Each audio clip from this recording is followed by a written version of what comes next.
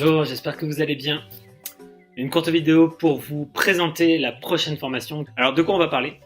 Du vitalisme, donc de l'énergie vitale, ce que on va pouvoir appeler chez les Grecs anciens le pneuma, qu'on va appeler chez les Indiens le prana, qu'on va appeler chez les Chinois le chi, chez les Japonais le ki, et chez les Insuaires du Pacifique le mana.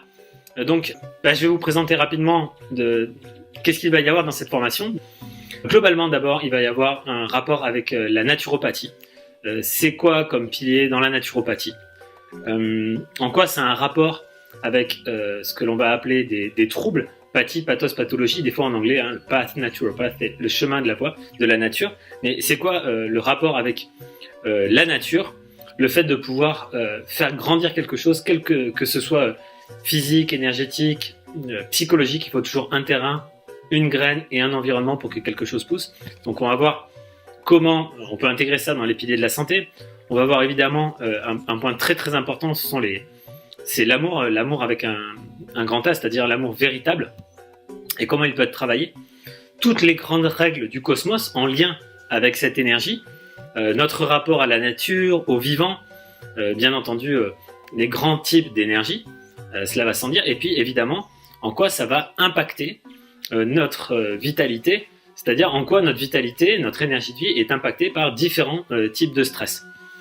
Quelles sont les techniques naturelles que l'on va pouvoir retrouver, à la fois pour détoxifier une énergie un peu perverse ou turpide, et puis pour booster son énergie, avec des grandes techniques notamment naturelles.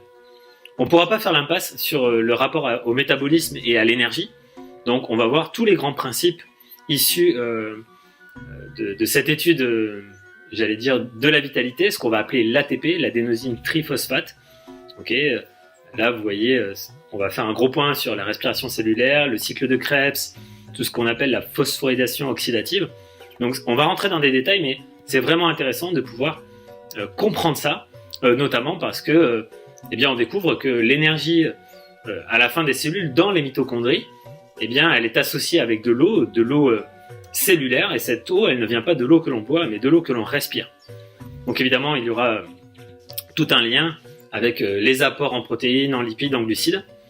Et puis, on aura une approche naturopathique de tout ce qu'on appelle le terrain, c'est-à-dire que l'énergie, on va l'avoir en quantité, qualité et circulation, mais elle ne se développe pas de la même manière sur n'importe quel terrain.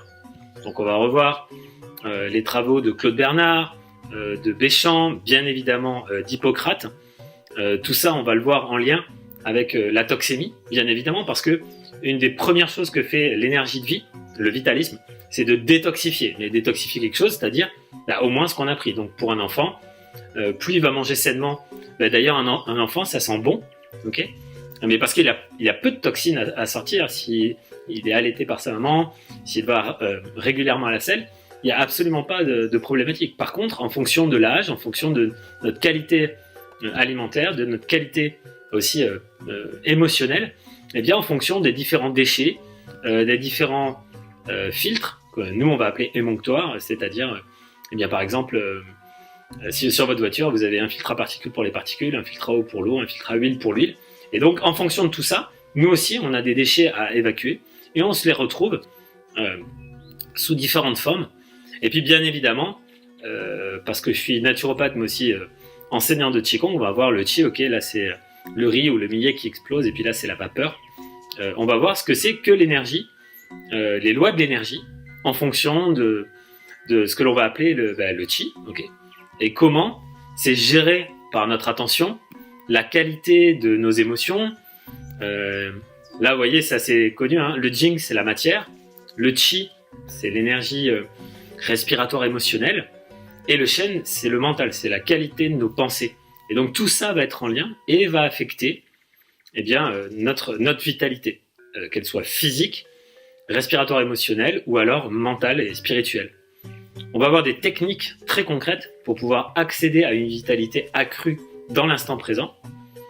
Je rentrerai un peu dans les détails, notamment autour des différentes fréquences.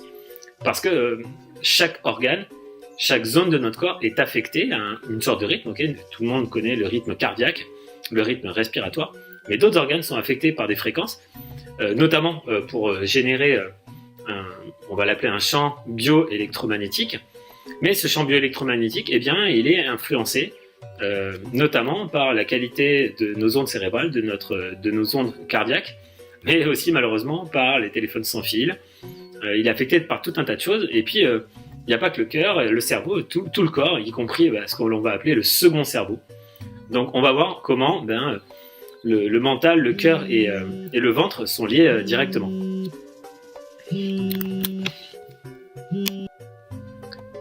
Donc, ça, c'est ce que l'on va voir, comment notre deuxième cerveau peut être nourri pour avoir une meilleure qualité. Donc, on va comprendre aussi, d'un point de vue très physiologique, quelles sont les principales dépenses quantitatives suivant les fonctionnalités de notre corps, et ça, quelle que soit notre couleur de peau, quel que soit notre âge, etc. Donc, évidemment, ça évolue.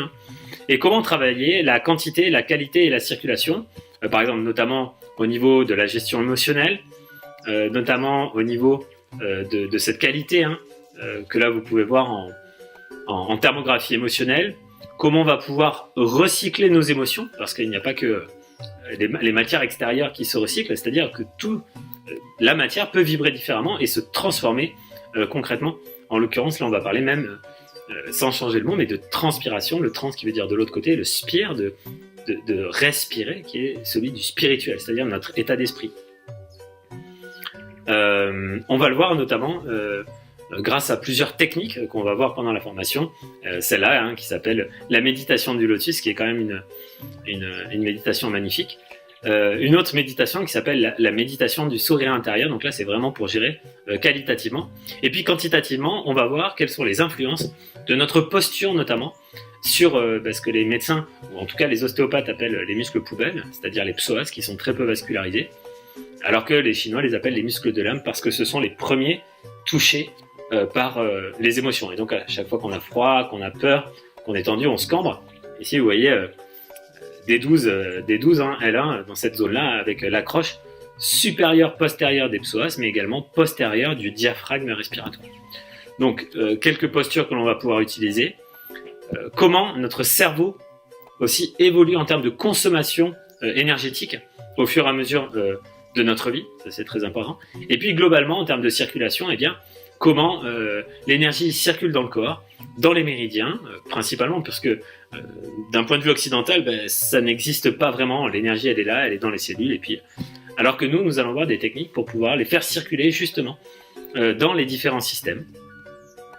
On va voir aussi dans ce rapport à la circulation que tout circule et que cette énergie elle a besoin de circuler, ne serait-ce que par exemple en termes d'argent. L'argent c'est de l'énergie papier, c'est du jing, ok, mais pas biologique. Et puis il a besoin de tourner, il a besoin de circuler. Sinon il y a des problèmes quantitatifs, il y a des problèmes éventuellement de qualité. On va le voir aussi au niveau endocrinien, alors qu'on pourrait éventuellement appeler chakra dans le système ayurvédique, ou bien centre énergétique dans le système de médecine traditionnelle chinoise. Mais dans tous les cas, on va pouvoir voir des points d'acupression. On va pouvoir voir également aussi un rapport aux transitions et aux cycles, parce que l'énergie, c'est pas la même en hiver et c'est pas la même au printemps, c'est pas la même en été. Elle est pas au même endroit, par exemple dans un arbre. Dans un arbre, en hiver, elle est dans les racines, sous la terre.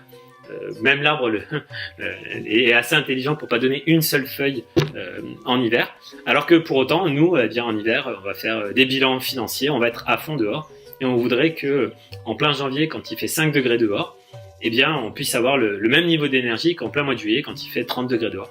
Je veux dire, même les animaux sont assez malins pour voir ça.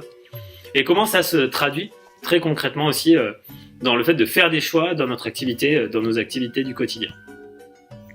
Ça ira de pair avec d'autres choses, comme par exemple la connexion à la tête, c'est-à-dire comment notre cerveau, en fonction de la qualité, donc ça ce sont des images issues des études du professeur Emoto, okay, nous pouvons transformer concrètement notre mental. Là c'est des images un peu abouties, mais c'est juste pour vous montrer que tout vibre et que nous pouvons nous connecter. Si nous pensons à quelqu'un, nous pouvons avoir de la joie ou avoir de la peine. Si nous connectons à un chêne, c'est pas pareil que si nous connectons à un seul pleureur, par exemple. Donc toutes les connexions ont ont une importance. Cette connexion elle va se faire, on va faire des exercices par les mains notamment, ok, parce que nos mains sont capables